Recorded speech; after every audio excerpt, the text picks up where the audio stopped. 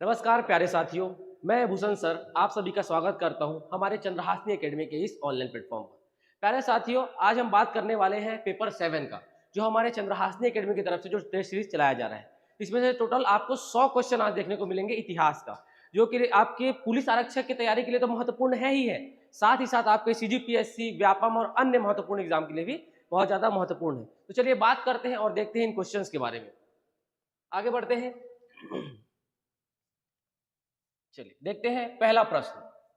पहला प्रश्न है हमारा इतिहास का पाषाण काल से संबंधित।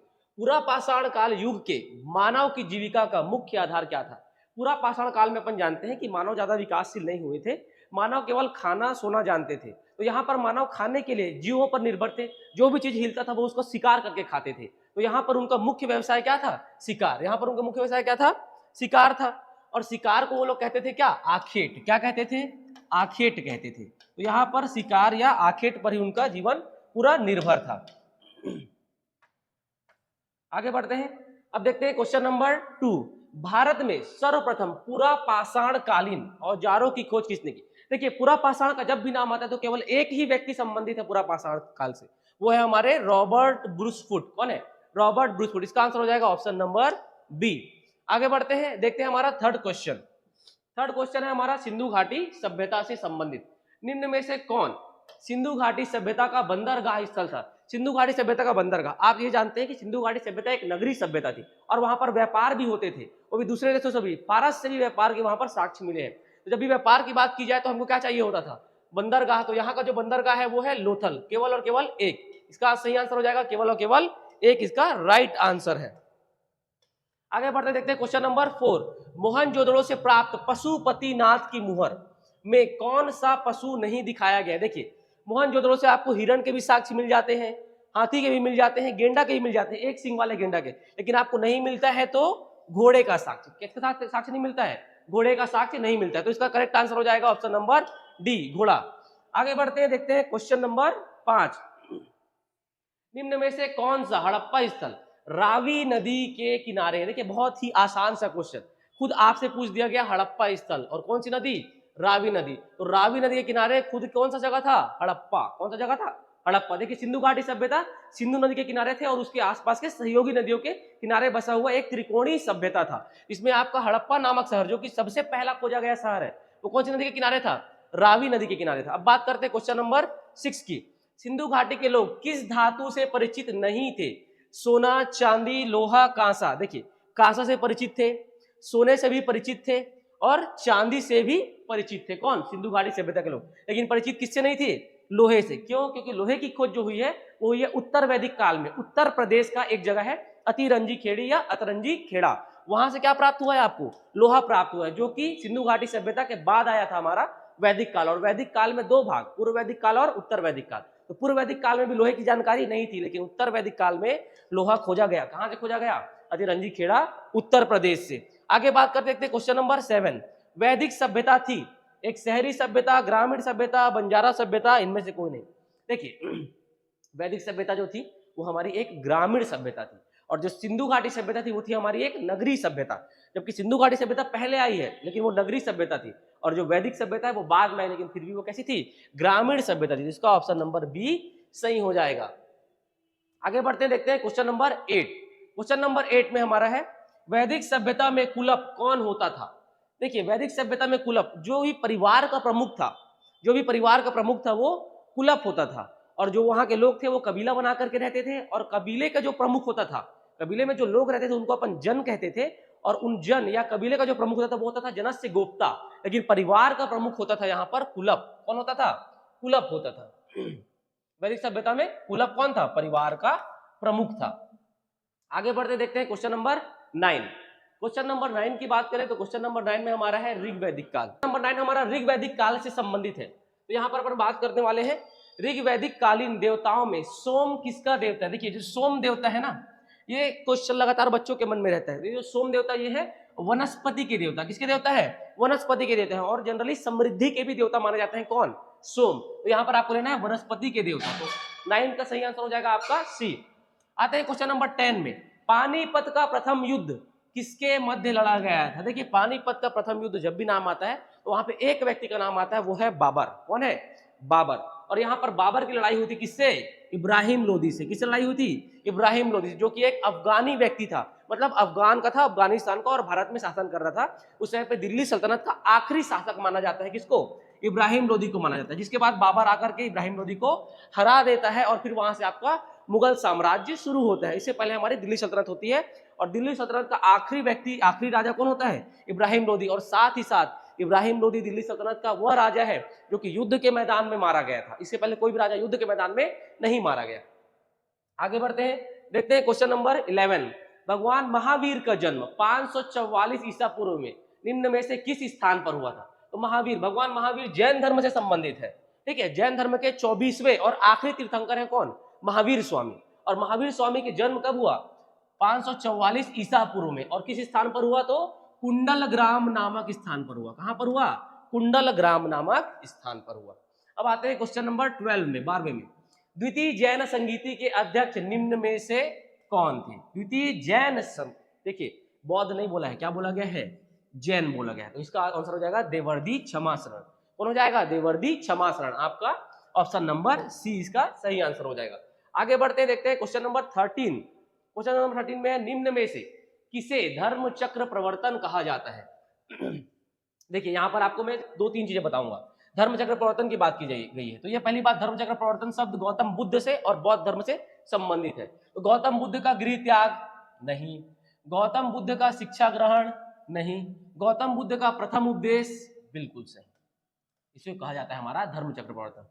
और गौतम बुद्ध का देह त्याग नहीं। देखिए, अब मैं आपको कुछ बताता हूं, इसका तो आपका आंसर हो गया क्या? धर्म चक्र प्रवर्तन का गौतम बुद्ध का प्रथम उपदेश, जो कि उन्होंने दिया सारनाथ में। सारनाथ पड़ता है उत्तर प्रदेश में। लेकिन अब बात करें बाकी चीजों का, तो गौतम बुद्ध का गृह त्याग कहलाता है महाभिनिष्क्रमण। क्या कहलाता है? महाभिनिष्क्रमण। महाभिनिष्क्रमण कहलाता है, महाभिनिष्क्रमण कहलाता है गौतम बुद्ध का गृह त्याग। और गौतम बुद्ध का शिक्षा ग्रहण का इसका कोई ऐसा नाम नहीं है स्पेसिफिक। और ये तो हो गया प्रथम उपदेश, क्या कहलाया हमारा? धर्म चक्र प्रवर्तन। और गौतम बुद्ध का देह त्याग कहलाता है महापरिनिर्वाण। क्या कहलाता है? महापरिनिर्वाण कहलाता है। क्लियर है बात? कहीं कहीं पर इसका क्रम भी पूछा जाता है, महाभिनिष्क्रमण, महापरिनिर्वाण और धर्म चक्र प्रवर्तन का सही क्रम क्या है? तो सही क्रम क्या हो जाएगा? महाभिनिष्क्रमण पहले नंबर पे, फिर धर्म चक्र प्रवर्तन, और उसके बाद महापरिनिर्वाण, मतलब बुद्ध जी की वहां पर अंत हो जाती है। आते हैं क्वेश्चन नंबर 14 में। किस बौद्ध संगीति में बौद्ध धर्म 2 भागों, हीनयान और महायान, कौन से में? हीनयान और महायान में बंट गया। बौद्ध धर्म 2 भागों में बंट गया, हीनयान और महायान। तो यह आपका चतुर्थ बौद्ध संगीति। कौन सी बौद्ध संगीति? चतुर्थ बौद्ध संगीति में हीनयान और महायान में बौद्ध धर्म क्या हो गया? बट गया। आगे बढ़ते हैं, देखते हैं क्वेश्चन नंबर हमारा 15। निम्न में से कौन विशिष्टाद्वैत मत के आचार्य है? विशिष्टाद्वैत मत के आचार्य का जब भी बात आएगा तो रामानुज। कौन है जी? रामानुज। इसका राइट आंसर कौन हुआ? रामानुज। आगे बढ़ते देखते हैं क्वेश्चन नंबर 16। निम्न में से कौन नंद वंश का अंतिम शासक था? देखिए, नंद वंश का प्रथम शासक महापद्मानंद, जिसने नंद वंश की स्थापना की। ठीक है, लेकिन महापद्मानंद सबसे महान शासक हुआ नंद वंश का। उसके बाद नंद वंश की नींव जो है वो कमजोर पड़ने लगी, और नंद वंश का आखिरी शासक और सबसे अय्याश शासक माना जाता है किसको? घनानंद को। किसको माना जाता है? घनानंद। घनानंद वही राजा है जिसने चाणक्य की बेइज्जती करके, चाणक्य उसके गुरु थे, और उसने चाणक्य की बेइज्जती करके चाणक्य को अपने दरबार से बाहर निकाला था। तभी चाणक्य ने अपनी शिखा खोल दी थी और उसने कहा, जब तक मैं तुमको हटा नहीं देता इस पद से, तब तक मैं अपनी शिखा नहीं बांधूंगा। ठीक है, और यहाँ पर जो चाणक्य थे वो लेकर के आते हैं किसको? चंद्रगुप्त मौर्य को। और चंद्रगुप्त मौर्य किसको मार देते हैं? घनानंद को मार देते हैं। तो यहाँ पर नंद वंश का अंतिम शासक कौन रहेगा आपका? घनानंद। और घनानंद के बाद हमारा कौन सा वंश आ जाएगा जी? मौर्य वंश। और मौर्य वंश का प्रथम राजा कौन है? चंद्रगुप्त मौर्य। कौन है? चंद्रगुप्त मौर्य हमारे मौर्य वंश के प्रथम शासक हैं। ठीक है, आगे आते हैं हम क्वेश्चन नंबर 17। गुप्तकालीन प्रसिद्ध दशावतार मंदिर कहाँ स्थित है? तो दशावतार मंदिर की बात करें तो यह हमारा उत्तर प्रदेश में। कहां पर है ये? उत्तर प्रदेश में। उत्तर प्रदेश में कहां पर है? तो उत्तर प्रदेश का एक जिला है ललितपुर। कौन सा जिला है जी? ललितपुर जिला। कौन सा जिला है? ललितपुर जिला है। और ललितपुर जिला का एक जगह है देवगढ़। कौन सा जगह है?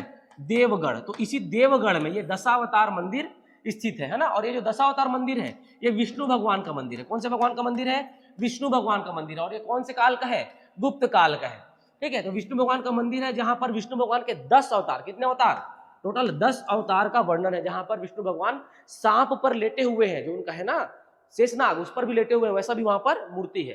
ठीक है, और उसके अगर हम उस दशावतार मंदिर के द्वार की बात करें तो वहां पर गंगा और यमुना द्वार पर ही उनका चित्रांकन किया गया है। तो आप मतलब ऐसा है कि आप वहां पर जब भी जाएंगे तो आप अपना चरण धो करके अंदर जाएंगे, ऐसा बताया गया है। ठीक है, आगे बढ़ते हैं, देखते हैं क्वेश्चन नंबर 18। क्वेश्चन नंबर 18 है विजयनगर साम्राज्य से संबंधित। विजयनगर साम्राज्य, विजयनगर साम्राज्य में आने वाले विदेशी यात्रियों व शासक के युग्मों के कौन सही सुमेलित है। अब देखिए यहां पर थोड़ा सा गड़बड़ है, इस क्वेश्चन में हल्का सा गड़बड़ है। ये देखिए यहां पर जो निकोली कोंटी है ना, ये भी यहां पर देवराय प्रथम के ही टाइम पर आते हैं, क्लियर है बात। और यहाँ पर जो ये बारबोसा है, ये भी कृष्णदेव राय के टाइम पर आते हैं, क्लियर है बात। ये निकोली कोंटी ये भी कहां पर आते हैं, देवराय प्रथम के टाइम पर आए। और जो बारबोसा है ये कहां पर आए, कृष्णदेव राय के टाइम पर आए। और ये जो अब्दुल रजाक है ये देवराय द्वितीय के टाइम पे आते हैं। तो ये आपका ऑप्शन ए भी सही है, यहाँ पर ऑप्शन डी भी सही है, दोनों बातें आपकी यहाँ पर सही है। आगे बढ़ते देखते हैं क्वेश्चन नंबर 19 में, निम्न में से कौन भक्ति आंदोलन के संत है। भक्ति आंदोलन, संत रैदास बिल्कुल सही, दादू दयाल ये भी है, और धन्ना ये भी है, तीनों ही हमारे क्या है जी, भक्ति आंदोलन के संत हैं। तो क्या हो जाएगा, उपयुक्त सभी। इसका आंसर क्या हो जाएगा जी, उपयुक्त सभी, डी हो जाएगा इसका आंसर, उपयुक्त सभी। आगे बढ़ते देखते हैं क्वेश्चन नंबर 20, ये है मुगल साम्राज्य से संबंधित। मुगल काल का प्रमुख अधिकारी, मुगल काल का प्रमुख अधिकारी आमील का क्या अर्थ है। प्रांतीय राजस्व का प्रधान, जिले का प्रमुख राजस्व अधिकारी, नगर प्रधान, परगने का प्रमुख राजस्व अधिकारी। देखिए ये राजस्व अधिकारी तो है, लेकिन कहाँ का है, जिले का प्रमुख राजस्व अधिकारी। कहाँ का जी, जिले का प्रमुख राजस्व अधिकारी है कौन, आमील। क्लियर है बात। तो इसका option number B is the right answer. आते हैं 21 में, पालखेड़ा का युद्ध किसके बीच लड़ा गया था। पालखेड़ा का युद्ध शिवाजी एवं निजामुल मुल्क, बालाजी बाजीराव एवं निजामुल मुल्क, बाजीराव प्रथम एवं निजामुल, बाजीराव प्रथम एवं निजामुल मुल्क, बाजीराव प्रथम एवं Nizamul Mulk. Option number C is the right answer. Clear है बात 21। आगे बढ़ते हैं, देखते हैं क्वेश्चन नंबर 22। 22 में क्या है हमारा, 22 में है सन 1580। सन 1580 में दहसाला बंदोबस्त किसने प्रारंभ किया। दहसाला बंदोबस्त, दहसाला पद्धति भी कहते हैं इसको, दहसाला बंदोबस्त। सलीम चिश्ती, राजा टोडरमल, मान सिंह और बैरम खां। क्लियर है बात। यहां पर आ जाएगा सही आंसर बी, राजा टोडरमल। अब देखिए टोडरमल कहीं के राजा नहीं थे, बल्कि टोडरमल की उपाधि थी, राजा की उपाधि। टोडरमल को उपाधि मिला था किस चीज का, राजा का। टोडरमल वह व्यक्ति है जो कि शेर शाह सूरी के भी समय में क्या थे, उनके शासनकाल में ये अधिकारी थे, और बाद में अकबर के शासनकाल में भी ये क्या थे, वित्त मंत्री थे। कौन, टोडरमल। और टोडरमल को उपाधि मिला था किस चीज का, राजा का। और अकबर के ही कार्यकाल में टोडरमल ने दहसाला पद्धति शुरू करवाया था, किससे, अकबर से, जिसका सारा प्लानिंग किसने किया था, टोडरमल ने। क्लियर है बात। और टोडरमल कहीं के राजा नहीं थे, बल्कि उनकी उपाधि थी किसकी, राजा की। ये बात आपको याद रखना है। आगे बढ़ते हैं क्वेश्चन नंबर 23। ब्रह्मदेव, सालाभोग और देवदान, आपको सुनकर ही समझ में आ गया होगा। ब्रह्मदेव, सालाभोग और देवदान चोल काल में किसके प्रकार है।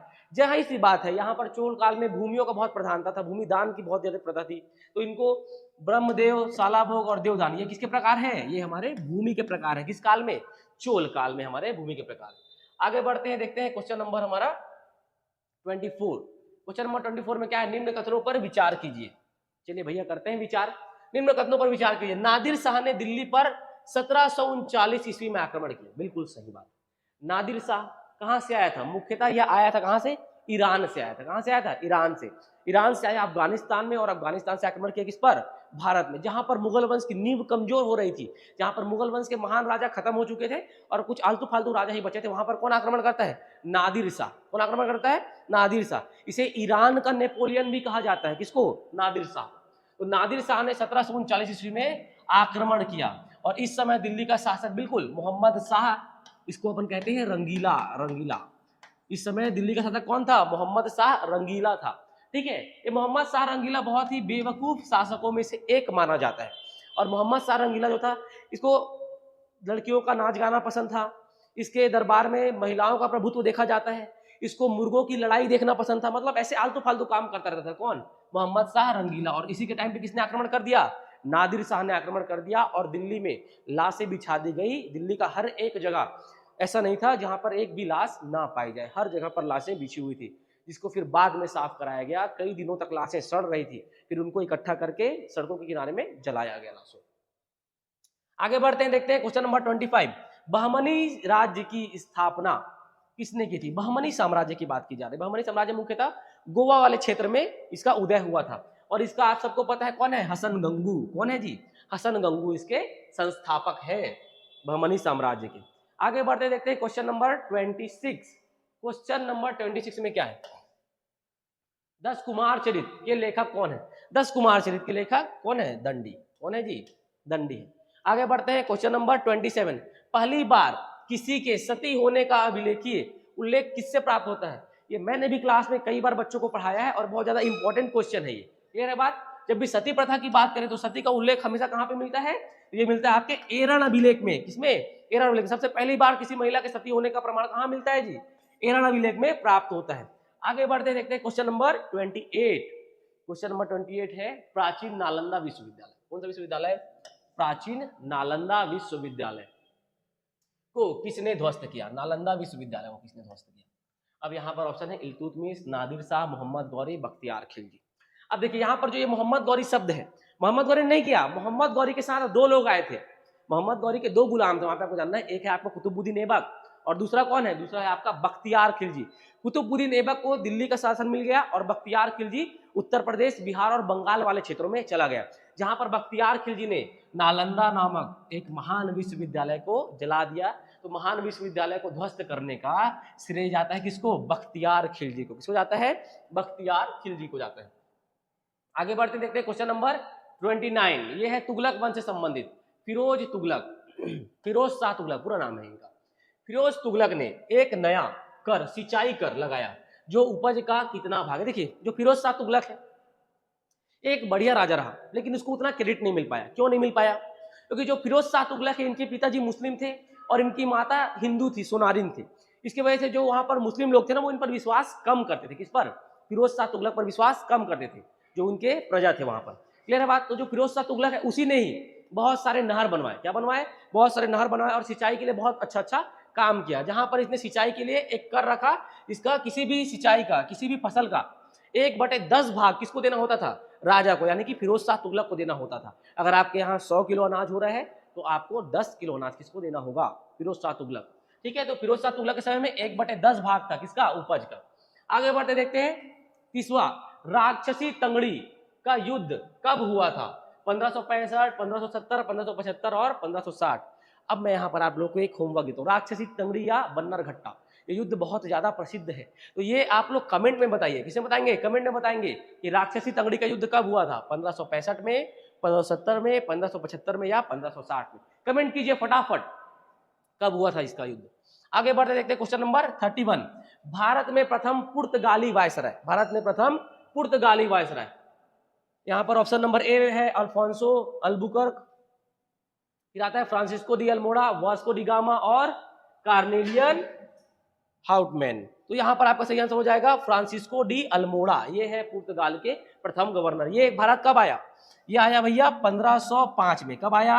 1505 में। और 1509 तक कहाँ रहा? ये भारत में रहा। कौन? Francisco de Almora. ये प्रथम गवर्नर था भैया। कैसे गवर्नर था? प्रथम गवर्नर था। किसका? आपके पुर्तगाली का। आगे बढ़ते हैं, देखते हैं अगला क्वेश्चन, क्वेश्चन नंबर 32। डचों का भारत में अंतिम रूप से पतन किस युद्ध में हुआ? डचों का भारत में अंतिम रूप से पतन किस युद्ध में हुआ? बांडीवाला की लड़ाई, ऑस्ट्रिया के उत्तराधिकारी युद्ध, गिरिया का युद्ध या वेदरा का युद्ध? सही आंसर है आपका वेदरा का युद्ध। कौन सा आंसर है? वेदरा का युद्ध। अब आपको यहाँ पर समझना है, जो वेदरा का युद्ध हुआ ये हुआ अंग्रेजों और फ्रांसीसियों के बीच। इसके बीच अंग्रेजों और फ्रांसीसियों के बीच, मतलब ब्रिटिश ईस्ट इंडिया कंपनी और फ्रेंच ईस्ट इंडिया कंपनी के बीच हुआ, जहां पर यहाँ पर फ्रेंच फ्रांसीसी लोगों को बुरी तरीके से हार का सामना करना पड़ा और उनका भारत से सफाया हो गया। कौन जीत गए? ब्रिटिश वाले। कौन? इंग्लैंड वाले। और यहाँ पर उनका प्रभुत्व पूरा अच्छे तरीके से भारत में हो गया। कौन सा युद्ध है ये? वेदरा का युद्ध है। आगे बढ़ते हैं, देखते हैं कलकत्ता नगर की नींव रखने किसने रखी थी? तो कलकत्ता नगर की नींव किसने रखी थी? ये क्वेश्चन बहुत ज्यादा फेवरेट है, बार बार एग्जाम में पूछा गया है। तो इसका आपको एक चीज जानना है, जॉब चार्नोक। कौन है? Job Charnock. Option number A is the right answer. आगे बढ़ते हैं, देखते हैं क्वेश्चन नंबर 34।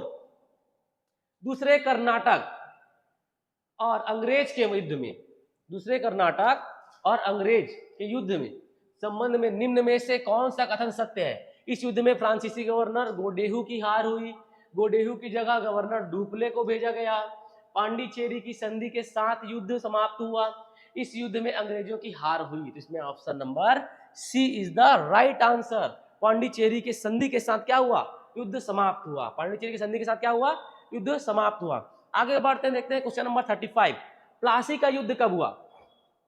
देखिए प्लासी का युद्ध, बक्सर का युद्ध, ये बहुत ज्यादा महत्वपूर्ण युद्ध है। तो यहाँ पर आता है 23 जून 1775, 24 जून 1775, 25 जून 1757 और 26 जून 1757।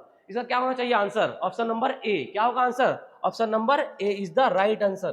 23 जून 1757 ईस्वी में प्लासी का युद्ध हुआ था। आगे बढ़ते हैं, देखते हैं क्वेश्चन नंबर 36। 36 श्रीरंगपट्टनम की संधि, किसकी संधि? श्रीरंगपट्टनम की संधि कब हुई? प्रथम आंग्ल मैसूर युद्ध, द्वितीय आंग्ल मैसूर युद्ध, तृतीय आंग्ल मैसूर युद्ध या चतुर्थ आंग्ल मैसूर युद्ध? देखिए इसका साफ साफ आपको आंसर दिख रहा है, तृतीय आंग्ल मैसूर युद्ध। कौन सा युद्ध? तृतीय आंग्ल मैसूर। अब अपन इसको याद करते हैं एकदम बढ़िया से, कैसे याद किया जाए। देखिए जब ये प्रथम आंग्ल मैसूर युद्ध हुआ ना, तो इस समय मैसूर का जो शासक था वो एक मुस्लिम शासक था। यहाँ पर जब द्वितीय आंग्ल मैसूर युद्ध हुआ तो यहाँ पर भी वही व्यक्ति शासक था, लेकिन जब यहाँ पर जब तृतीय आंग्ल मैसूर युद्ध, यहाँ पर उसका बेटा था शासक। कौन था? बेटा था शासक। अब उस शासक का नाम क्या है? शासक का नाम है हैदर अली। क्या नाम है? हैदर अली। तो प्रथम मैसूर युद्ध के समय पे शासक कौन था? हैदर अली। कौन था जी शासक? हैदर अली यहाँ पर शासक था। ठीक है, दूसरे में भी कौन था? हैदर अली शासक था। लेकिन तीसरे की अपन बात करें तो तीसरे में शासक था टीपू सुल्तान। कौन था? टीपू सुल्तान। अब अपन याद करते हैं कैसे अपन संधि को याद कर सकते हैं। बस आपको एक ट्रिक याद रखना है, वो ट्रिक है मामा श्री। क्या याद रखना है? मामा श्री। मामा श्री आपको याद रखना है, मा और श्री याद रखना है आपको, मामा श्री। क्लियर है बात? तो आपको प्रथम आंग्ल मैसूर में आपको याद रखना है माँ से मद्रास की संधि। कौन सी संधि हुई थी? मद्रास की संधि हुई थी। कौन सी संधि हुई थी? मद्रास की संधि हुई थी। द्वितीय में आंग्ल मैसूर युद्ध में आपको याद रखना है यहाँ पर हुआ था मैंगलोर की संधि। कौन सी संधि? मैंगलोर की संधि। कहाँ की संधि? मैंगलोर की संधि। और तृतीय आंग्ल मैसूर युद्ध में होता है श्रीरंगपट्टनम की संधि। कौन सी संधि? श्रीरंगपट्टनम की संधि। श्रीरंगपट्टनम की संधि। और यही तो पूछा गया है, श्रीरंगपट्टनम की संधि किसमें हुई थी? तृतीय आंग्ल मैसूर युद्ध में। और तृतीय आंग्ल मैसूर युद्ध में श्रीरंगपट्टनम की संधि हुई, और चतुर्थ आंग्ल मैसूर युद्ध में अंग्रेजों ने टीपू सुल्तान की हत्या कर दी और पूरा ब्रिटिश साम्राज्य वहां पर लागू हो गया। तो केवल 3 ही संधि हुआ था आंग्ल मैसूर युद्ध। टोटल आंग्ल मैसूर युद्ध की संख्या 4 और संधियों की संख्या 3। और तीनों को याद रखने का ट्रिक है मामा श्री। पहला माँ से मद्रास की संधि, फिर माँ से मैंगलोर की संधि, और श्री से श्रीरंगपट्टनम की संधि। आगे बढ़ते हैं, अब देखते हैं हम question number 37। Question number 37। Question number 37 Fateh Singh एवं जोरावर सिंह। देखिए फतेह सिंह एवं जोरावर सिंह नाम से ही समझ में आ गया होगा कि ये दोनों लोग कौन थे। ठीक है, ये फतेह सिंह जोरावर सिंह को मुगल फौजदार, कौन था फौजदार? वजीरा खां। कौन था जी? वजीरा खां। और वजीरा खां ने इनको दीवार में चिनवा दिया था। किसमें? दीवार में चुनवा दिया था। और ये दोनों किसके पुत्र थे? ये थे बहादुर बाला। किसके? गुरु नानक, गुरु गोविंद सिंह, अमरदास, इनमें से कोई नहीं। किसके? गुरु गोविंद सिंह के। किसने? गुरु गोविंद सिंह के दोनों पुत्र थे। कौन? फतेह सिंह और जोरावर सिंह। वजीरा खां सरहिंद का नवाब था। कहाँ का नवाब था? सरहिंद का नवाब था मुगल काल में। और वो क्या किया था? इन दोनों को दीवार में चिनवा दिया था, फतेह सिंह और जोरावर सिंह। उसने खूब प्रेशर डाला फतेह सिंह और जोरावर सिंह पर कि आप लोग क्या अपना लो, आप लोग मुस्लिम धर्म अपना लीजिए। लेकिन वो लोग नहीं अपनाए। उन्होंने अपना प्राण त्याग दिया, लेकिन अपने धर्म को नहीं छोड़ा। क्लियर है बात? आगे बढ़ते देखते हैं क्वेश्चन नंबर 38। किसने 1849 ईस्वी की एक घोषणा से संपूर्ण पंजाब को अंग्रेज राज्य में विलय कर लिया? तो जब भी आपको विलय शब्द देखने को मिला तो एक ही व्यक्ति का नाम जानना है। कभी भी आपको विलय मिला, हड़प मिला, तो एक ही व्यक्ति को जानना है। वो व्यक्ति कौन है जी? लॉर्ड डलहौजी। कौन है? लॉर्ड डलहौजी। तो लॉर्ड डलहौजी ने ही क्या किया? यहाँ पर 1849 में विलय कर लिया। किसका? पंजाब का। किसने विलय कर लिया? अंग्रेजी या ब्रिटिश शासन में विलय कर लिया। आगे बढ़ते देखते हैं question number 39। The Asiatic Society of Bengal. Most important question, note कर लीजिए, बहुत ज्यादा इंपॉर्टेंट, हर एग्जाम में लगभग पूछा जाता है। ठीक है, 39 the Asiatic Society of Bengal की स्थापना किसने की? The Asiatic Society of Bengal की स्थापना करने वाले एक व्यक्ति है। कौन है ये? Sir William Jones. कौन है? Sir William Jones. William Jones कौन है? ये एक अंग्रेज व्यक्ति है और इन्होंने भारत के इतिहास को जानने के क्रम में सबसे पहला प्रयास किया था। भारत के इतिहास को जानने के क्रम सबसे पहला प्रयास करने वाले व्यक्ति कौन? Sir William Jones. और इन्हीं के द्वारा लिखा गया है क्या? The Asiatic Society of Bengal की स्थापना इनके द्वारा किया गया है। आगे बढ़ते देखते हैं क्वेश्चन नंबर 40। 1793 1793 में स्थायी बंदोबस्त लागू की गई, जिसके तहत जमींदारों को भू राजस्व का लगभग कितना प्रतिशत सरकार के पास जमा करना पड़ता था? 90%। कितना परसेंट? 90%। 90% जमा करना पड़ता था किसके पास? सरकार के पास। आगे बढ़ते हैं देखते हैं क्वेश्चन नंबर 41। क्वेश्चन नंबर 41 देखते हैं। क्वेश्चन नंबर 41 है सहायक संधि से संबंधित। किससे संबंधित? सहायक संधि से संबंधित। सहायक संधि क्या है? अंग्रेजों द्वारा किसी भी स्थानीय राजा की रक्षा के लिए सेना की कुछ टुकड़ी भेजना और उसी राजा को उस टुकड़ी का भरण पोषण का पैसा देना पड़ता था, यही है सहायक संधि। मतलब अंग्रेज ये वादा करते थे कि हम आपको किसी भी बाहरी युद्ध से बचाएंगे, जबकि बाहरी युद्ध करने वाले भी अंग्रेज ही थे, वही बाहर से आए थे और देशी रियासतों पर आक्रमण कर रहे थे। और उन्होंने ही सहायक संधि पर अपने ईस्ट इंडिया कंपनी के कुछ सेना भेजे और बोले कि जिस राजा के पास ये सेना जाएगा उसी राजा को इस सेना का पेमेंट करना पड़ेगा या तनख्वाह देना पड़ेगा। क्लियर है बात? तो सहायक संधि करने वाला प्रथम राज्य था हैदराबाद। कौन था? हैदराबाद। कौन था? हैदराबाद के निजाम ने। ठीक है, पहली बार सहायक संधि किसके साथ? अंग्रेजों के साथ किया। आगे बढ़ते क्वेश्चन नंबर 42। निम्न में से किस एक्ट ने बंगाल के गवर्नर जनरल को भारत का गवर्नर जनरल बना दिया गया? देखिए, पहले गवर्नर जनरल बंगाल के होते थे, उसके बाद एक एक्ट आया, उसके बाद वो भारत के गवर्नर जनरल होने लगे। तो ये एक्ट है आपका चार्टर एक्ट 1833, चार्टर एक्ट 1833। कौन सा? Charter act 1833। मोस्ट इंपोर्टेंट याद रखना। देखिए, ये टोटल 100 क्वेश्चन बहुत ही ज्यादा महत्वपूर्ण है आपके, केवल पुलिस के लिए नहीं, पीएससी, व्यापम, हर प्रकार के एग्जाम के लिए महत्वपूर्ण है। इनसे बाहर कुछ नहीं पूछा जाता है, लगभग इसी में से ही पूछा जाता है। तो इसको एक वीडियो को बहुत बढ़िया से तैयारी कर लें। आप मान के चलिए आपका 75% हिस्ट्री का तैयारी हो जाएगा केवल एक वीडियो मात्र से।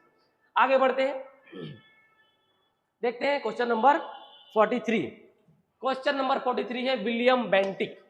विलियम बेंटिक द्वारा सती प्रथा को कब समाप्त किया गया? मोस्ट नॉलेजेबल क्वेश्चन, सबको पता होता है कब किया गया? 1829 में। कब किया गया?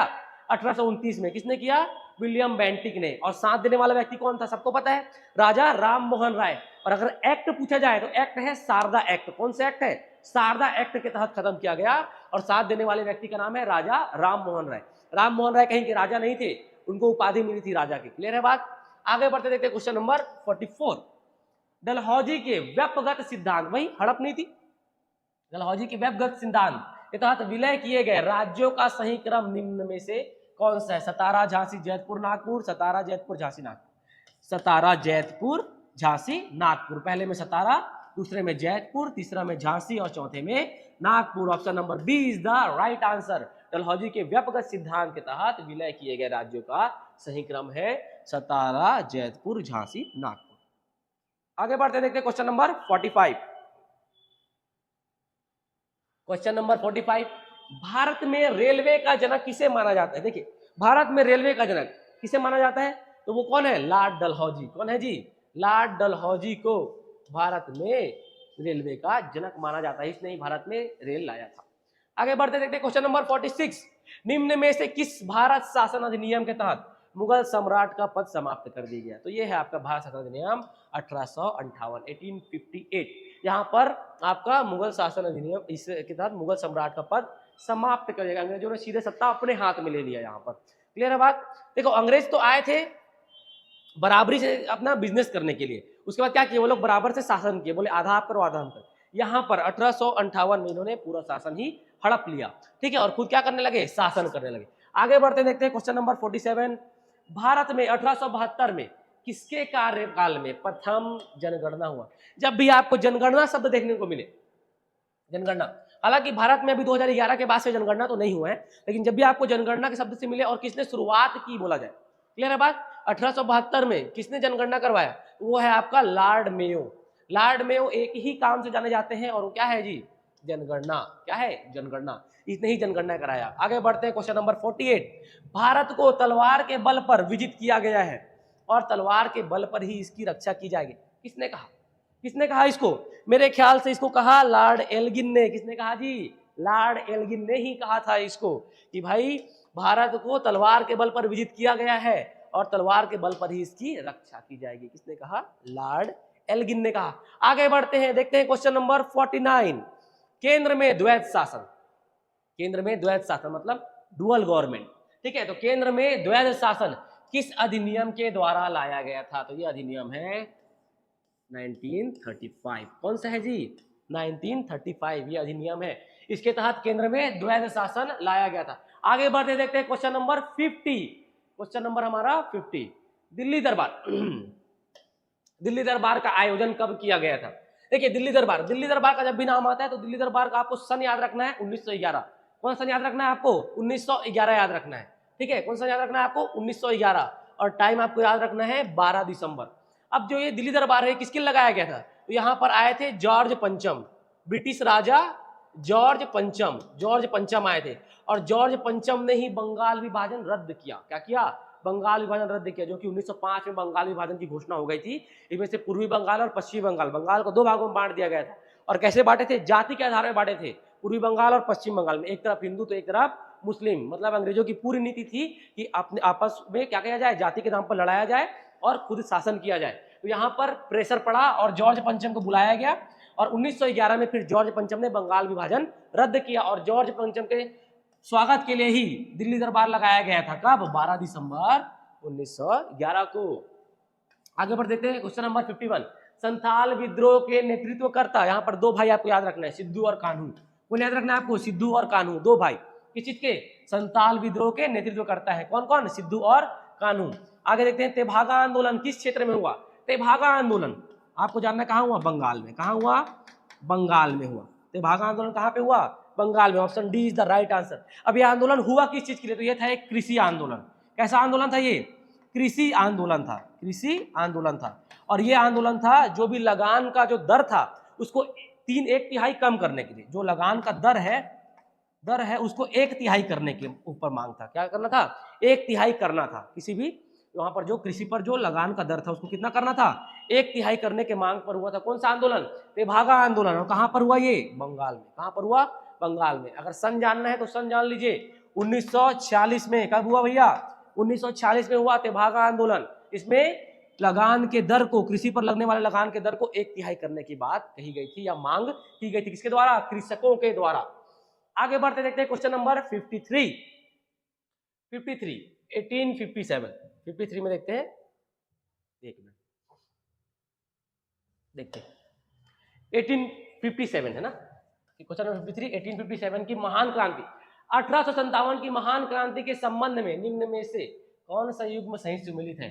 नाना साहेब कानपुर। इन्हीं को कहते हैं दोड़ूपंथ। क्या कहते हैं? दोड़ूपंथ। इनका असली नाम क्या है? दोड़ूपंथ।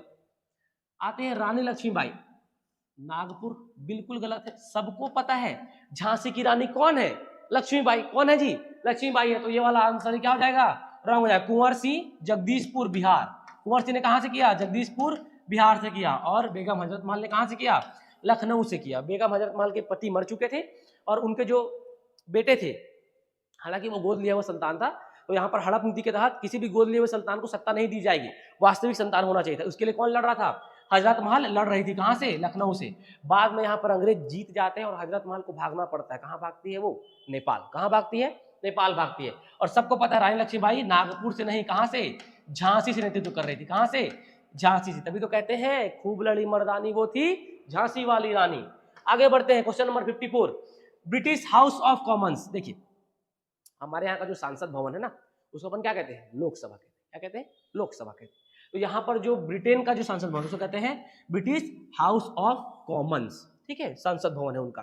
तो ब्रिटिश हाउस ऑफ कॉमन्स के लिए चुने जाने वाले प्रथम भारतीय कौन थे? तो सबको पता है कौन थे? दादा भाई नौरोजी। पहले भारतीय व्यक्ति जो ब्रिटिश संसद में शामिल हुए कौन थे? Dadabhai Naoroji is the right answer. Option number B is the correct answer. आगे बढ़ते देखते हैं क्वेश्चन नंबर 55, पहली बार स्वराज्य की मांग करने की अध्यक्षता करते हुए किसने की? देखिए स्वराज का मांग कांग्रेस की अध्यक्षता करते हुए किसने किया था? पहली बार महात्मा गांधी, पंडित जवाहरलाल नेहरू, दादा भाई नौरोजी, रविंद्रनाथ ठाकुर। तो Dadabhai Naoroji is the right answer. इन्होंने ही कांग्रेस की अध्यक्षता करते हुए क्या किया था? पहली बार स्वराज का मांग किया था। क्या किया था? स्वराज का मांग। स्वराज शब्द का मांग पहली बार किसने किया? दादा भाई नौरोजी ने। आगे बढ़ देखते हैं क्वेश्चन नंबर 56, युगांतर नामक समाचार पत्र की स्थापना किसने की? बारिंद्र कुमार घोष, भूपेंद्र नाथ दत्त, पी मित्रा और ए बी दोनों। तो बारिंद्र कुमार घोष और भूपेंद्र नाथ दत्त, इन दोनों ने मिलकर क्या किया था? युगांतर नामक समाचार पत्र का शुरुआत किया था। तो option number D is the right answer. आगे बढ़ते हैं, देखते हैं क्वेश्चन नंबर 57। क्वेश्चन नंबर 57 है आपका प्रफुल्ल चाकी।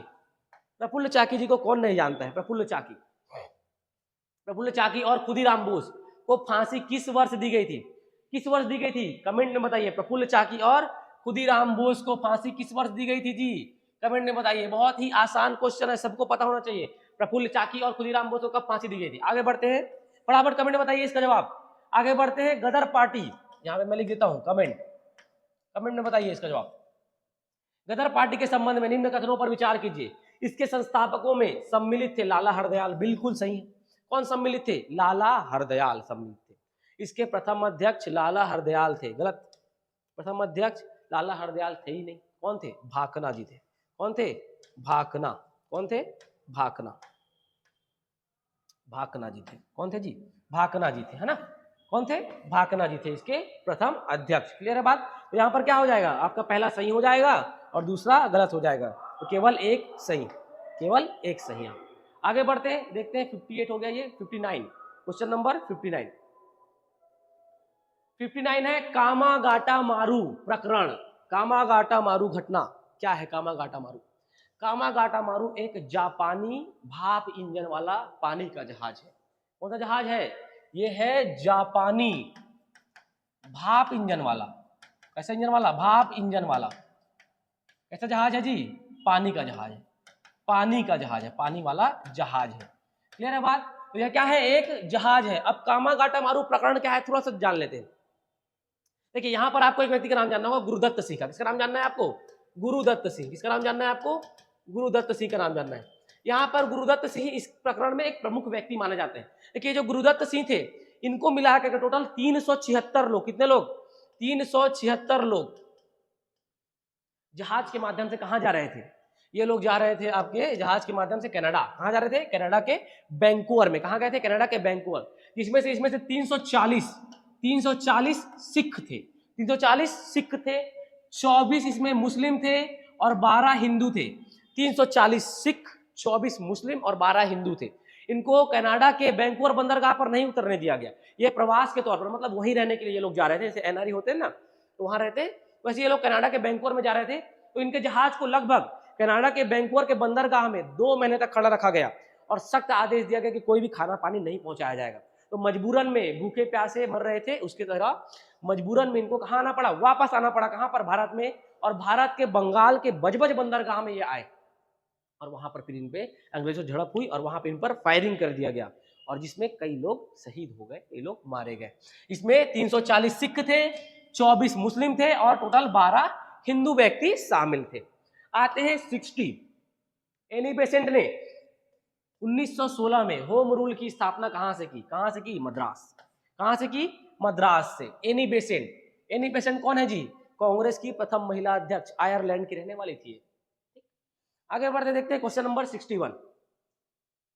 महात्मा गांधी ने प्रथम भूख हड़ताल, महात्मा गांधी ने प्रथम भूख हड़ताल किस आंदोलन में किया? देखिए महात्मा गांधी पहले भारत में थे, फिर कहां चले गए? विदेश चले गए, ठीक है। वहां पर गरीबों की मदद किया और वापस कहां आ गए जी? भारत में आ गए। कहां गए?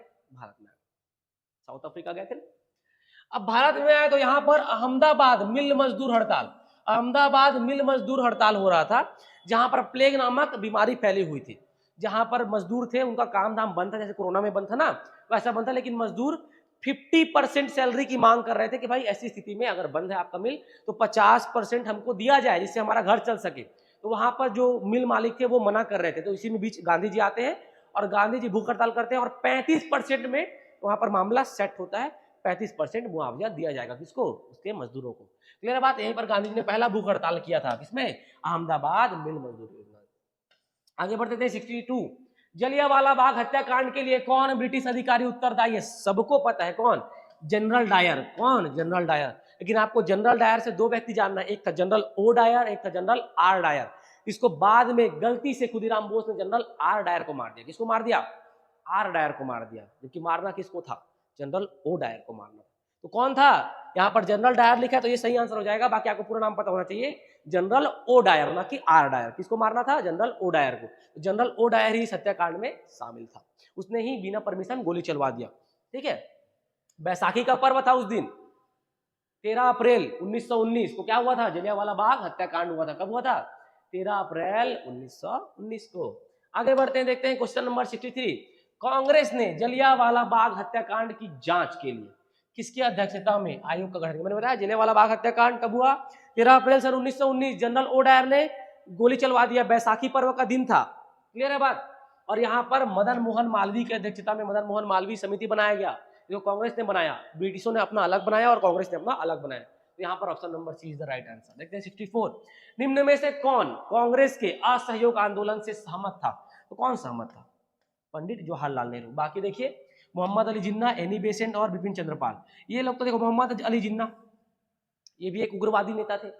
ये भी क्या थे? ये लोग भी उग्रवादी नेता थे, मतलब गरम दल के नेता थे। और मोहम्मद अली जिन्ना ये तो अपना एक अलग ही पार्टी बना लिया था। कौन सा? मुस्लिम लीग। ये कौन सा पार्टी बना लिया था? मुस्लिम लीग।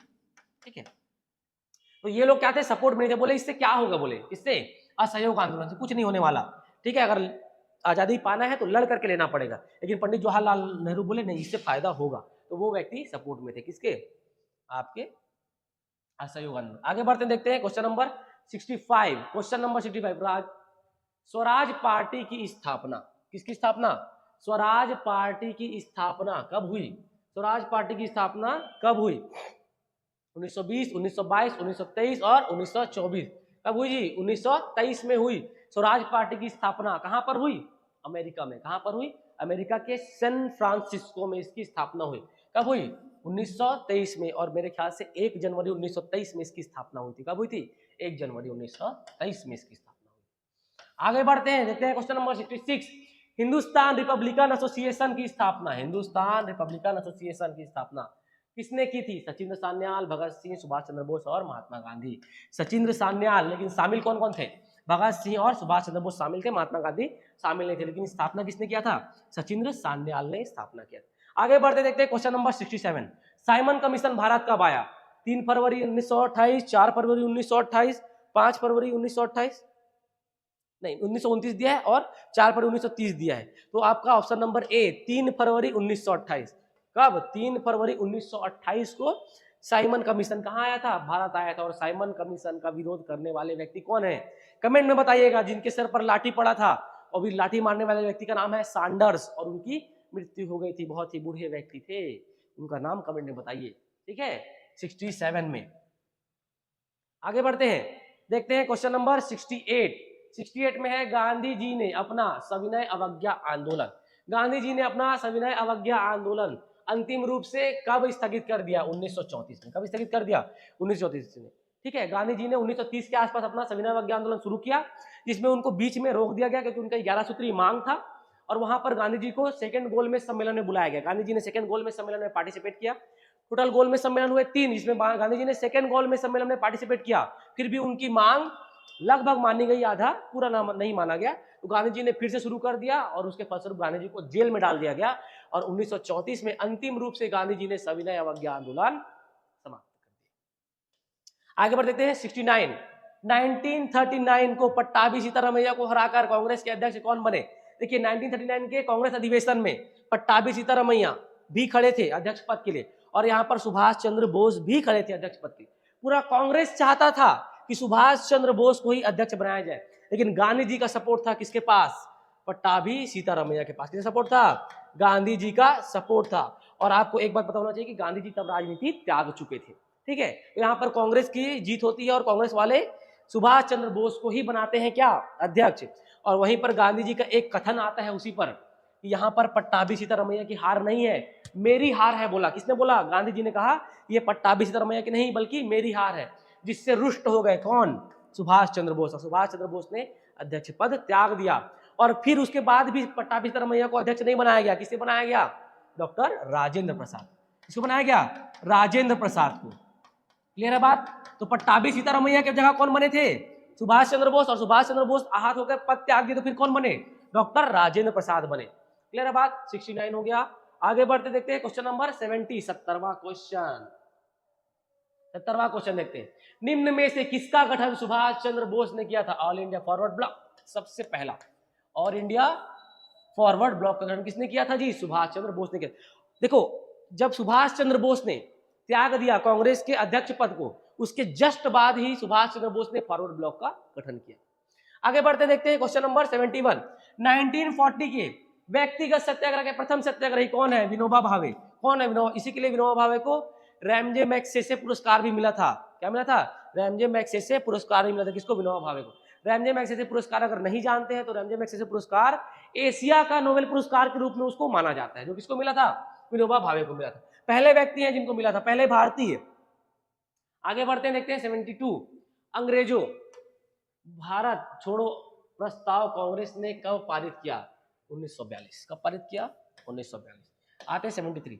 आजाद हिंद फौज की महिला ब्रिगेड का नाम क्या था? लक्ष्मीबाई रेजिमेंट। क्या नाम था? लक्ष्मीबाई रेजिमेंट। आगे बढ़ते हैं देखते हैं क्वेश्चन नंबर हमारा 74। जलियांवाला बाग के विरोध में महात्मा गांधी ने किस उपाधि का त्याग कर दिया? महात्मा गांधी की एक फेमस उपाधि है केसर ए हिंद। कौन सी उपाधि है? केसर ए हिंद। इसी को त्याग दिया किसने? महात्मा गांधी ने। और यहाँ पर एक और व्यक्ति है रविन्द्रनाथ टैगोर, जिन्होंने नाइटहुड की उपाधि त्यागी। नाइटहुड की उपाधि किसने त्यागी? रविन्द्रनाथ टैगोर ने। किसने? RVT रविन्द्रनाथ टैगोर ने त्यागी और महात्मा गांधी ने केसर ए हिंद की उपाधि त्यागी। जबकि रविन्द्रनाथ टैगोर ने ना पहले ही उपाधि त्याग दिया था। ये जब जलियांवाला बाग हत्याकांड उससे पहले ही रविन्द्रनाथ टैगोर ने ये अपना नाइटहुड का उपाधि त्याग चुके थे। आते हैं 75 में कैबिनेट मिशन योजना 1946 किसके नेतृत्व में भारत आया? ये आया स्टोफर्ड क्रिप्स के। किसके नेतृत्व में? स्टोफर्ड क्रिप्स के नेतृत्व में भारत आया। आगे बढ़ते हैं। माउंटबेटन योजना किससे संबंधित है? तो लॉर्ड माउंटबेटन योजना भारत और पाकिस्तान के विभाजन से संबंधित है। भारत और पाकिस्तान के विभाजन के लिए दो बड़े लोग समर्थन में थे, क्योंकि उन्होंने बहुत कोशिश किया कि उसका विलय कर दिया जाए, लेकिन वहां पर सरदार वल्लभ भाई पटेल रुष्ट हो गए और बोले कि जो अंग खराब हो चुका है उसको काट देना ही बेहतर है। शरीर का जो अंग खराब हो चुका है उसको काट देना ही बेहतर है। सरदार वल्लभ भाई पटेल ने भी इस पर सहमति जताया था और गांधी जी भी इस पर सहमत थे कि हाँ पाकिस्तान का विभाजन हो जाना चाहिए, क्योंकि वो लोग डायरेक्ट एक्शन डे चला रहे थे, जिसका मतलब क्या होता है? हिंदुओं को जहां देखो वहां मारो।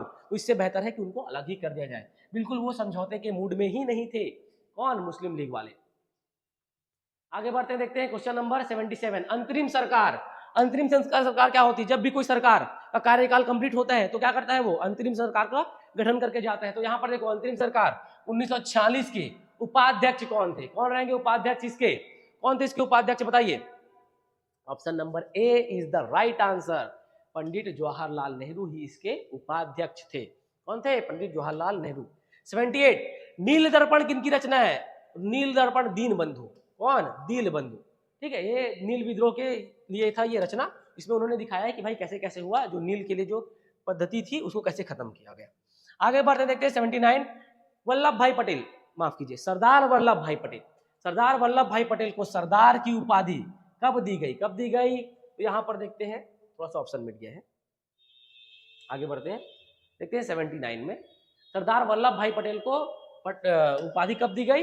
बारदोली सत्याग्रह में। किसमें? बारदोली सत्याग्रह में, जहां पर वो लोग सरदार वल्लभ भाई पटेल बारदोली सत्याग्रह में कर ना देने पर सत्याग्रह कर रहे थे कि हाँ भाई प्लेग का समय है। प्लेग एक बीमारी जिसमें शरीर के अंग गलने लगते हैं, सड़ने लगते हैं, उस समय पे फैला हुआ था।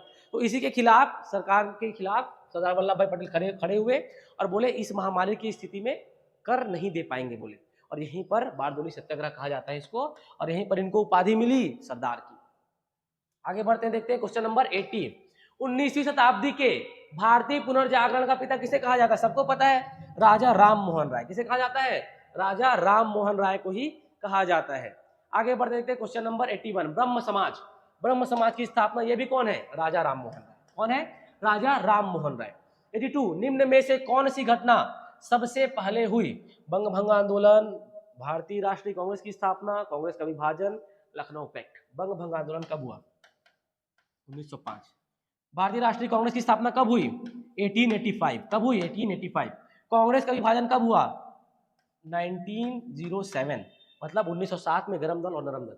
लखनऊ पैक्ट महात्मा गांधी और अंबेडकर जी के बीच कब हुआ? 1932 में। कब हुआ? 1932 में। तो आप खुद देख सकते हैं, ये 1905 में, ये 1885 में, ये 1907 में और ये 1932 में। तो पहले क्या आता है? पहले आता है 1885। तो इसमें से क्या हो जाएगा? 1885। भारतीय राष्ट्रीय कांग्रेस की स्थापना पहले हुई, उसके बाद बंगाल विभाजन हुआ, उसके बाद कांग्रेस दो भागों में टूट गया, गरम दल और नरम दल में। और यहाँ पर पूना पैक्ट हुआ कब? 1932 में। यहाँ पर गांधी जी यरवदा जेल में थे। ठीक है, आगे बढ़ते हैं। 83, क्वेश्चन नंबर 83, नमक सत्याग्रह महात्मा गांधी ने साबरमती आश्रम से कहां तक? सबको पता है दांडी यात्रा, कहां तक गए? दांडी तक गए। कहां तक गए? दांडी तक गए। Option C is the right answer. आगे बढ़ते देखते हैं 84, क्वेश्चन नंबर 84, महात्मा गांधी ने निम्न में से किस गोलमेज सम्मेलन, बता भी दिया हूं मैं आपको। देखो, पहले गोलमेज सम्मेलन महात्मा गांधी ने पार्टिसिपेट नहीं किया, दूसरे में किया और तीसरे में भी नहीं किया, तो केवल महात्मा गांधी ने द्वितीय गोलमेज सम्मेलन में, कौन से में? द्वितीय, सेकंड गोलमेज सम्मेलन में महात्मा गांधी ने पार्टिसिपेट किया। आगे बढ़ते हैं 85, 1946 में प्रत्यक्ष कार्यवाही दिवस की घोषणा किसने की थी? डायरेक्ट एक्शन डे, मैंने इसका भी जिक्र किया आपको भी थोड़ी देर पहले। डायरेक्ट एक्शन डे, प्रत्यक्ष कार्यवाही दिवस किसने किया था? मुस्लिम लीग। और व्यक्ति बोले तो मोहम्मद अली जिन्ना। कौन? मोहम्मद अली जिन्ना। किसने? मोहम्मद अली जिन्ना ने डायरेक्ट एक्शन डे। क्या था डायरेक्ट एक्शन डे? हिंदुओं को जहां देखो वहां काटो, ये था डायरेक्ट एक्शन। और इसी के तहत उन्होंने क्या किया? पाकिस्तान को अलग करवाया। किससे? भारत से अलग करवाया। आते हैं क्वेश्चन नंबर 86, चटगांव स्थित ब्रिटिश शस्त्रागार पर आक्रमण कर कब्जा कर किया था, किसने किया था? जगन्नाथ सिंह, सूर्य सेन, कुशाल कुंवर और आनंद कोहरे। तो इसमें आ जाएगा सूर्य सेन। किसने किया था भैया? सूर्य सेन ने किया था। दिल्ली चलो का नारा किसने दिया? दिल्ली चलो का नारा दिया सुभाष चंद्र बोस ने। किसने दिया? सुभाष चंद्र बोस ने यह नारा दिया, दिल्ली चलो। आगे बढ़ते देखते हैं क्वेश्चन नंबर 88, किस वर्ष कांग्रेस अधिवेशन में प्रथम भारतीय महिला कांग्रेस अध्यक्ष चुनी गई? किस वर्ष चुनी गई? बताइए। चुनी गई 1925 में। कौन चुनी गई? सरोजिनी नायडू। कौन चुनी गई? सरोजिनी नायडू। ये तो पहली भारतीय महिला थी और कांग्रेस की दूसरी महिला अध्यक्ष थी। पहली महिला अध्यक्ष कौन थी? Annie Besant. पहली कौन थी जी? पहली एनी बेसेंट। कौन थी? Annie Besant. और एनी बेसेंट को कब चुना गया था जी? कब चुना गया था? 1917 में। कब चुना गया था? 1917 में एनी बेसेंट को महिला अध्यक्ष चुना गया था। वो आयरलैंड की थी, ना कि भारत की थी। लेकिन भारत की महिला कौन थी? सरोजिनी नायडू। कौन थी? सरोजिनी नायडू, जिसको कब चुना गया? 1925 में चुना गया कांग्रेस की पहली महिला अध्यक्ष के, भारतीय महिला अध्यक्ष के रूप में। और कांग्रेस की पहली महिला अध्यक्ष बोला जाए तो एनी बेसेंट। कौन है? एनी बेसेंट, जो कि आयरलैंड की थी। कहां की थी? आयरलैंड की थी। जन्म इनका आयरलैंड में हुआ था। आगे बढ़ते देखते हैं 89, क्वेश्चन नंबर 89, बटलर समिति का उद्देश्य क्या था? देशी राज्यों व अंग्रेजी सरकारों के संबंध पर विचार करना, भारतीय सेना और भारतीय पर विचार करना, कृषि संबंधी समस्याओं पर विचार करना और अकाल पर विचार करना। क्लियर है बात? तो यह हो जाएगा देशी राज्यों व अंग्रेजी सरकार के संबंधों पर विचार करना। इस पर देशी राज्यों व अंग्रेजी सरकार के संबंधों पर विचार करना। Is the right answer, option number ए। आगे बढ़ते हैं क्वेश्चन नंबर 90, निम्न में से कौन भारत का प्रथम समाचार पत्र है? India gazette, Bengal gazette, Madras gazette, Bangadoot gazette. तो ये हो जाएगा आपका बंगाल गजट। कौन सा गजट? बंगाल गजट पहला समाचार पत्र है किसका? भारत का। आगे बढ़ते हैं क्वेश्चन नंबर 91, 1992 में भारत में सिविल सेवा परीक्षा की शुरुआत कहां से हुई? इलाहाबाद से। आप आज भी जानते हैं इलाहाबाद का नया नाम प्रयागराज, और आज भी वहां पर सिविल सेवा एग्जाम्स की तैयारियां होती है। जो इलाहाबाद से होंगे वो समझ पा रहे होंगे। क्लियर है बात? तो इलाहाबाद में ही क्या हुआ था भैया? भारत की सिविल सेवा परीक्षा की शुरुआत हुई थी। ठीक है, अब बढ़ते हैं अपन आगे और देखते हैं क्वेश्चन नंबर 92। क्या देखते हैं? क्वेश्चन नंबर 92 क्या है? क्वेश्चन नंबर 92 में देखते हैं हम सांप्रदायिक पंचाट। क्या देखते हैं? सांप्रदायिक पंचाट की घोषणा। सांप्रदायिक पंचाट की जो घोषणा है वो कब हुई? वो हुई 1932 में। कब हुई? 1932 में सांप्रदायिक पंचाट की घोषणा। क्वेश्चन नंबर 93, निम्न में से कौन सर्वप्रथम घटित हुआ? पावना विद्रोह, नील विद्रोह, सन्यासी विद्रोह, भील विद्रोह। सन्यासी विद्रोह। कौन सा विद्रोह? सन्यासी विद्रोह। सन्यासी विद्रोह क्या था? जहां पर अंग्रेजों ने कोई भी भीड़ लगाने के लिए या कोई भी सभा करने के लिए भारतीय लोगों को मना कर दिया था, वहीं पर उन्होंने मंदिर जाने पर भी प्रतिबंध लगा दिया था, क्योंकि वहां पर भीड़ इकट्ठा होती है तो वहां पर वो लोग कुछ प्लान बना सकते हैं। जिस पर सन्यासी भड़क गए, हर धर्म के सन्यासी भड़क गए, मंदिर मस्जिद सभी पर बैन लगा दिया गया। वहां पर सन्यासियों ने क्या कर दिया? विद्रोह कर दिया। बोले हम तो मंदिर जाएंगे, हमारा अधिकार है। यही क्या है? सन्यासी विद्रोह है। आगे बढ़ देखते हैं क्वेश्चन नंबर 94, बंगाल विभाजन रद्द करने की घोषणा कब की गई? बताया था मैंने आपको, कब हुआ? 1911, जहां पर दिल्ली दरबार जॉर्ज पंचम आए थे।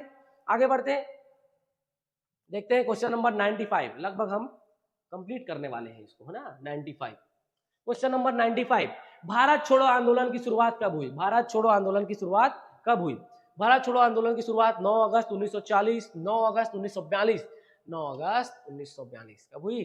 9 अगस्त 1942 को भारत छोड़ो आंदोलन की शुरुआत हुई, जिस पे अंग्रेजों को कहा गया भारत छोड़ो, निकलो यहां से। आगे बढ़ते हैं 96। कांग्रेस अधिवेशन में किसकी अध्यक्षता में मौलिक अधिकारों की मांग की गई? पंडित जवाहरलाल नेहरू, सरदार पटेल, महात्मा गांधी, डॉक्टर राजेंद्र प्रसाद। तो यहाँ पर आ जाएगा सरदार वल्लभ भाई पटेल। कौन? सरदार वल्लभ भाई पटेल। ऑप्शन नंबर बी सही है। 97। हंटर आयोग किससे संबंधित है? शिक्षा के विकास से। किस संबंधित है?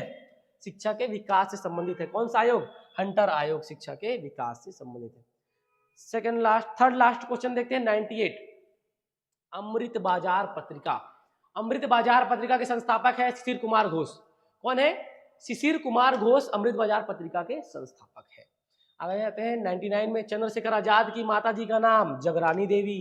क्या नाम था? जगरानी देवी। नहीं पता होगा तो याद रखिए, क्या नाम था जी? जगरानी देवी उनका नाम था। जगरानी देवी किसका नाम था? चंद्रशेखर आजाद जी की माता का नाम था, वही मूंछों पे ताव देने वाले। 100। Last and final question. Congress के सूरत अधिवेशन 1907 की अध्यक्षता किसने की थी?